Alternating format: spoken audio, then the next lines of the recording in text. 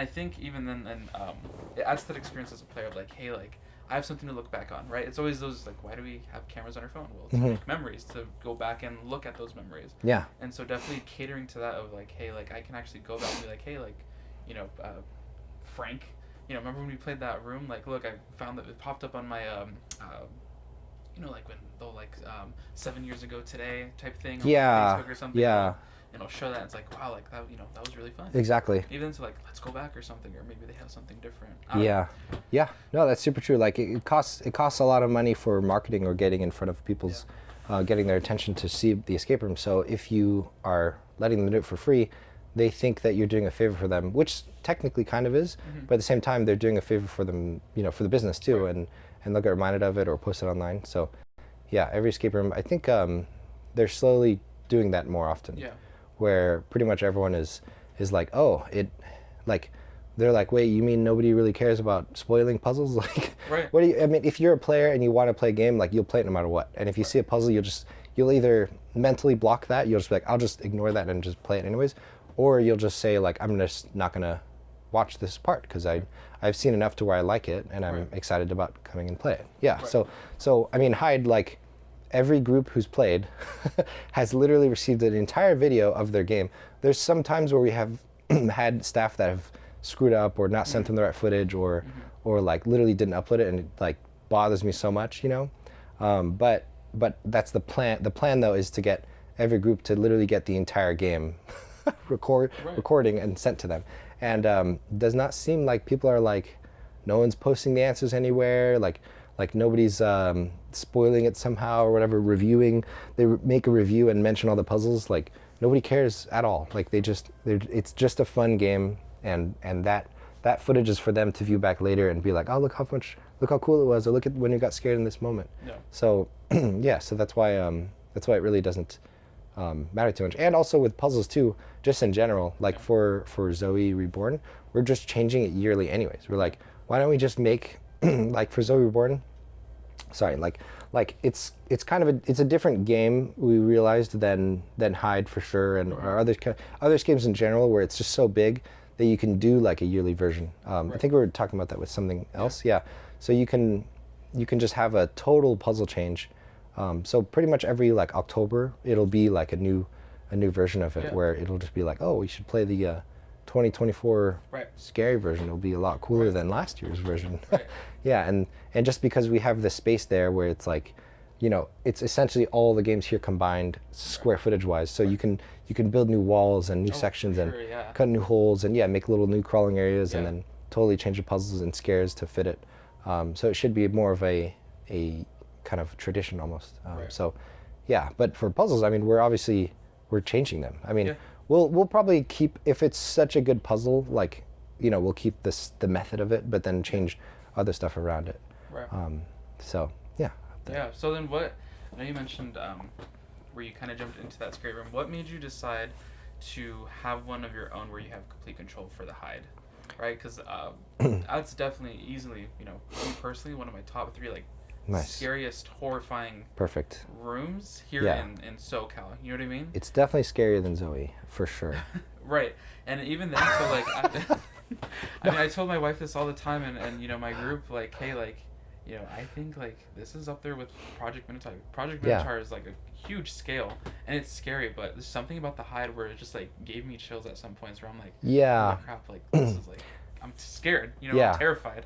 What's gonna happen next? Exactly. Yeah, because when you watch scary movies, like the times that you're most afraid is usually when nothing's happening. It's like you're seeing. Did talk about that in the last one too? I think so. But you the scariest thing of all is, well, it depends on the people, the type of person, but for the majority of people, the scariest thing is anticipation, the feeling of dread. That's what they say is like the highest rated feeling of being afraid. I actually got that from some random Facebook dude. I was asking a question. I was asking a question about horror in some like Facebook group, not even like a famous group. It was like 1,000 members, and some dude in some other country was like, gave this really long explanation about like, it's dread is the top, or sorry, it was scary is the like level 1, and then terror is level 2, and then like dread is level 3, and scary is like Haunted Mansion, Disneyland, Level 2 is terror, with like not scary farm, Yeah. jump scare. Honestly, kind of like what Zoe is, kind of like that intense terror thing. And then the dread is number 3, where you're just like, you watch it and you're just like absolutely terrified, and you don't want to sleep at night and stuff like that, and or you don't want to like, close your eyes in the shower because something's going to be behind you. Right. But that's kind of so Zoe Reborn is actually kind of a mixture of the two.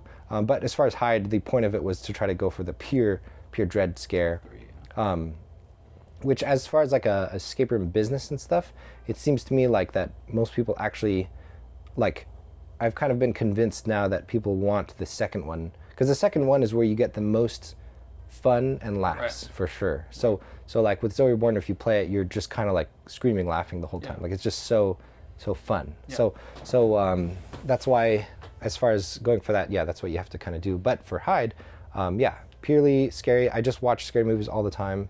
I like literally every day. I think I watch like every one possible, and I was like, and then constant like what's scary music, like top 10 scariest sounds ever recorded. I mean, honestly, kind of for Hyde, there's some sounds that are like, maybe I shouldn't put this in here because it's like, some dying animal or something. I'm like, it's kind of messed up, but if it's like, okay, this sound is actually causing people to maybe like feel like something bad is going to happen, just kind of hearing it.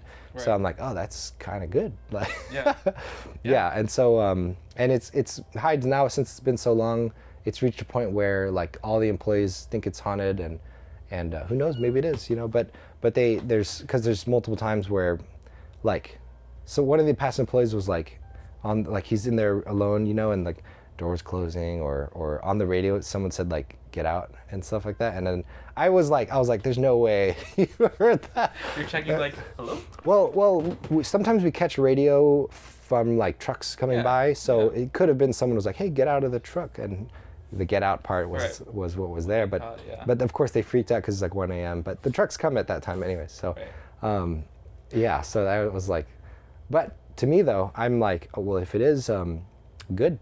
Yeah, good.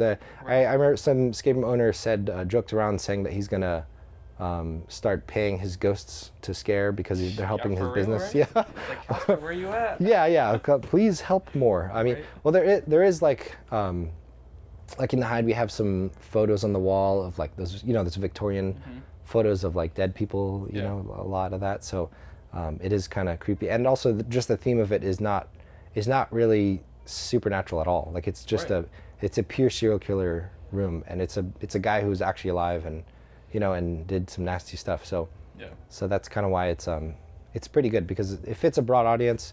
You get the recording of the whole game at the end, and it's super scary, perfect for like groups of 4. For Hyde, I wouldn't really recommend more than that, just because it is like a smaller. I mean, it's as small as a normal escape room. It's just not like humongous like it could be. Right. So someday I'll make the Hyde 2. And then that one will be massive, and then hopefully scarier than Hyde, which Hyde, like I said, is already the scariest. I think so. I think so. Some people, like the Escapade owners, may disagree with me, but I think so, and a couple people agree with me. There's at least 5. There's at least 5. Well, actually, sorry. With all the staff here, there's 10, and then maybe there's 5 more people. Yeah. But those people are correct for sure. So no bias at all, but Yeah, no bias. Well, I have bias for Escapade, obviously, because I'm half of the owner too. But yeah. So Zoe's half as scary. I'm just kidding. But yeah. So that's why I like for Hyde. So then for Zoe too, right? Because I know we talked about this a while ago, being a project, in the future. Yeah. Are you thinking like Zoe, Reborn type of like for Hyde footage size for Hyde 2? Maybe not, unless it depends on the area. But that one, it was such a big effort. Like we spent 4 months of like actual building for Zoe, and it's just like there's like a ton of employees there working, a ton of employees here working. They were there all the time. Like sometimes I'd go there at like 2 a.m. to start working because I was busy here doing stuff, and then they'd be there sleeping, and then I'd be like, okay, well, I'll just work till 10 a.m.